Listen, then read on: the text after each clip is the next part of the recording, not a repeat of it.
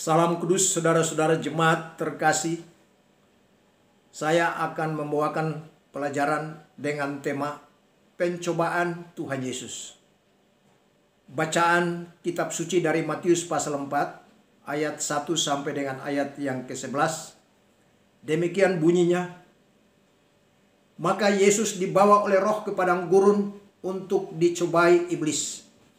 Dan setelah berpuasa 40 hari dan 40 malam, akhirnya laparlah Yesus. Lalu datanglah si pencoba itu dan berkata kepadanya, "Jika engkau anak Allah, perintahkanlah supaya batu-batu ini menjadi roti." Tetapi Yesus menjawab, "Ada tertulis, manusia hidup bukan dari roti saja, tetapi dari setiap firman yang keluar dari mulut Allah." Kemudian iblis membawanya ke kota suci dan menempatkan dia di bubungan bait Allah. Lalu berkata kepadanya, "Jika engkau anak Allah, jatuhkanlah dirimu ke bawah, sebab ada tertulis, mengenai engkau ia akan memerintahkan malaikat-malaikatnya, dan mereka akan menatang engkau di atas tangannya, supaya kakimu jangan terantuk kepada batu." Yesus berkata kepadanya, "Ada pula tertulis, janganlah engkau mencobai Tuhan Allahmu." Dan iblis membawanya pula ke atas gunung yang sangat tinggi, dan memperlihatkan kepadanya semua kerajaan dunia dengan kemegahannya. Dan berkata kepadanya, "Semua itu akan kuberikan kepadamu, jika engkau sujud menyembah aku." Maka berkatalah Yesus kepadanya, "Enyahlah iblis, sebab ada tertulis, engkau harus menyembah Tuhan Allahmu, dan hanya kepada dia sajalah engkau berbakti." Lalu iblis meninggalkan dia, dan lihatlah, malaikat-malaikat datang melayani dia. Saudara-saudara yang kudus yang Tuhan kasihi, mengapa Tuhan Yesus dicobai? Kita telah mengikuti khotbah tentang mengapa Yesus dibaptis.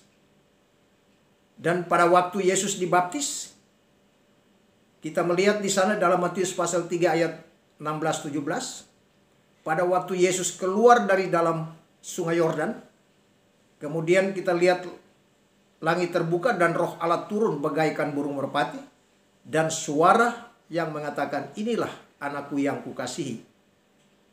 Ya, inilah anakku yang kukasihi, kepadanya lah aku berkenan." Nah, setelah Yesus selesai dilantik, dibaptis dan dilantik di sungai Yordan, kemudian dia harus mengikuti fit and proper test, uji kelayakan. Itulah sebabnya Matius pasal 4 berbicara tentang mekanisme Yesus harus menjalani uji kelayakan. Itulah sebabnya tema yang kita angkat ialah pencobaan Tuhan Yesus. Mengapa Tuhan Yesus dicobai?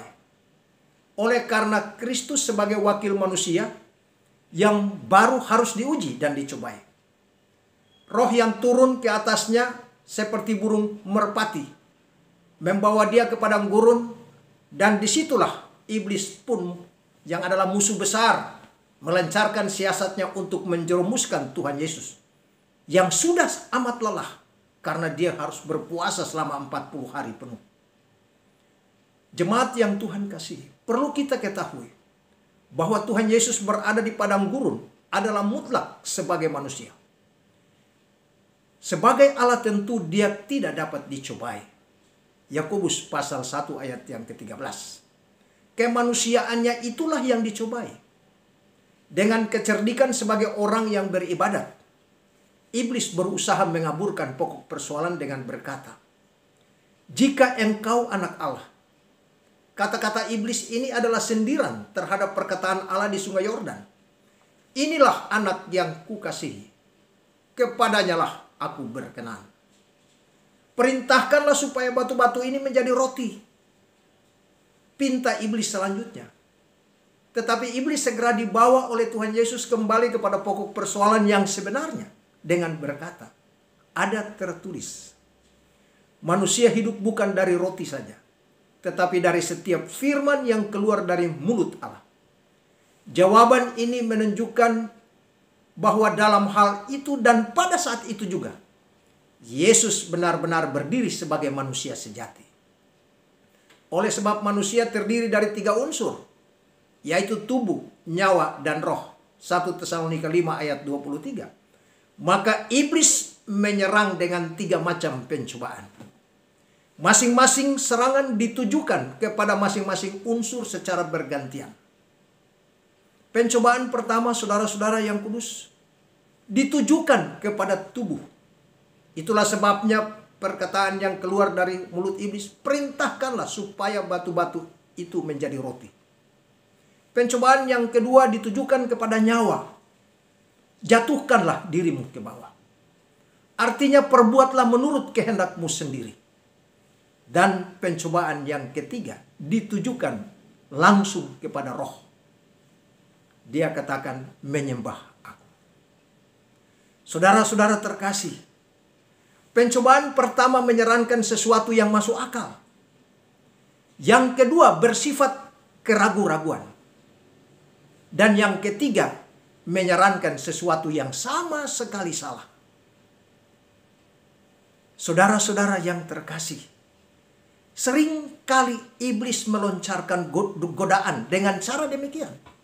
Langsung menyerang jasmani dan roh. Mula-mula sarannya nampak masuk akal. Lalu kemudian menimbulkan keraguan-raguan. Dan selanjutnya sama sekali salah dan terkutuk. Dalam pencobaan pertama, iblis berlaku pura-pura menaruh kasihan. Dalam pencobaan kedua, berlaku pura-pura memuliakan. Tetapi dalam pencobaan ketiga, segala kedok kepura-puraan, tameng dilepaskan.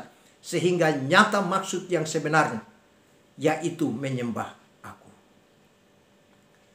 Saudara-saudara yang kudus, yang Tuhan kasihi. 3 kali Tuhan Yesus mematahkan serangan iblis dengan menggunakan pedang roh, yaitu firman Allah. Ada tertulis 3 kali kita melihat rahasia kemenangan, yaitu tunduk kepada firman Allah. Kemenangan itu sempurna sekali. Sehingga pada jawaban balasan terakhir, ia mematahkan tipu muslihat iblis dengan berkata, enyahlah iblis, enyahlah iblis. Sebab ada tertulis, engkau harus menyembah Tuhan Allahmu, dan hanya kepada Dia sajalah engkau berbakti. Matius 4 ayat 10 dan Ulangan 6 ayat 13. Ulangan 10 ayat 20. Pada ketika itu juga maka malaikat-malaikat datang melayani Yesus. Dengan demikian rasa lapar pun hilang tanpa mengubah batu menjadi roti. Demikian juga firman Tuhan yang berbunyi, malaikat-malaikatnya akan menantang engkau di atas tangannya, digenapi tanpa harus menjatuhkan diri dari atas bumbungan bait Allah. Luar biasa, saudara-saudara. Dan yang terakhir, saudara-saudara, bagaimana dengan kita? Apakah kita sama seperti Tuhan Yesus? Tuhan Yesus sudah dicobai dan Dia memperoleh kemenangan. Seharusnya kemenangan Tuhan Yesus itu menjadi kemenangan kita. Memang kita harus mengikuti jejak Yesus. Yesus dicobai, saudara dan saya pun pasti dicobai. Ingat 1 Korintus 10 ayat 13 mengatakan, cobaan-cobaan yang kita alami adalah cobaan biasa yang tidak melampaui kekuatan kita. Pada waktu kita dicobai, Tuhan memberikan kita jalan keluar. Yakinlah. Karena itu mari kita setia kepada firman Allah. Maka Allah akan berfirman kepada malaikat-malaikatnya supaya senantiasa melayani setiap orang kudus. Jemaat Allah akan dilayani Tuhan jika kita setia kepada firman Allah. Amin. Tuhan Yesus memberkati. Salam kudus.